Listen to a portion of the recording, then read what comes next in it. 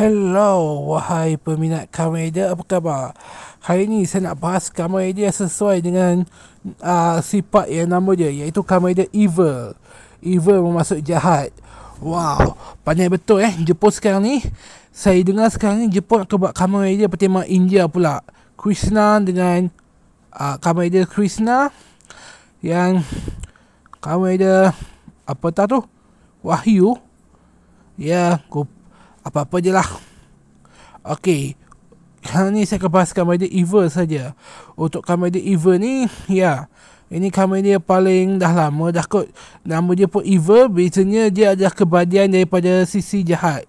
Ya, dia adalah kebahagiaan sisi jahat yang akhirnya, ya, untuk Kamen Rider yang nama macam baik tu saya tak akan bahas. Sebab, ya, kenapa Kamen Rider Evil ni warna hitam?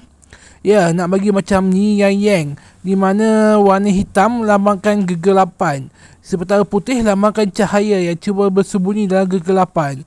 Ya, kenapa tak namakan saja Kamen Rider Yin Yang Yang, malah Evil, malah letak nama Kamen Rider dalam bahasa Inggeris pula tu. Ya, memang Kamen Rider ni kurang laku lah di Amerika. Jadi mereka buat macam-macam untuk popularkannya. Sebelum ni mereka biarkan saja diadaptasi. Sebab apa? Supaya orang lebih belajar untuk adaptasinya. Tapi sejak Power Rangers popular, Super Sentai lebih popular sekarang dengan media sosial. Ya, Power Rangers pun dah tak popular dah tadi. Okey, untuk Kamen Rider Evil ni, ya, dia ni gunakan tali pinggang yang boleh bertukar dari pedang yang pistol.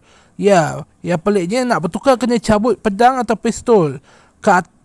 Di bawah dari pedang, di atas dari pistol. Ya, memang wujud dia berbeza sikit lah.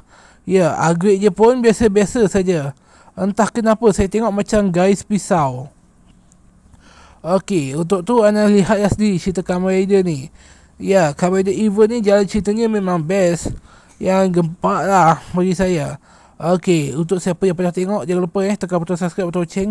Yang dia ni ada upgrade yang tema macam musang, yang dia ni tema kelawar. Ya, banyak Kamen Rider dalam cerita ni ada tema, ya, nampaknya satu je lah yang tema dinosaur. Tak ada yang banyak tema dinosaur. Ya, ada pun tema yang warna emas pun tema elemen. Ya, jadi saya agak kecewa lah.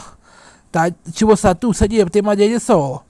Jadi saya tak kagum sangat dengan cerita jalan Kamen Rider ni. Sebab yang ni Kamen Rider kelawar ni, Evil ni tema dia kelawar. Ya, jadi kalau orang tanya saya kenapa tema kelawar, ya, saya memang dah cemus dah dengan kelawar. Saya harap sangat Kamen Rider tema lain pula. Ya, tapi senang lah sebab ada Kamen Rider yang tema kelawar tadi. Walaupun dalam hati saya dah cemus, tapi senang jugalah dah munculkan Kamen Rider baru yang bertema laba-laba. Okey, untuk siapa yang tak suka laba-laba, sila komen. Yang siapa yang suka laba-laba, sila komen juga. Okey, jangan lupa tekan butang subscribe, butang loceng kalau minat Kamen Rider. Ya, okey, bye bye.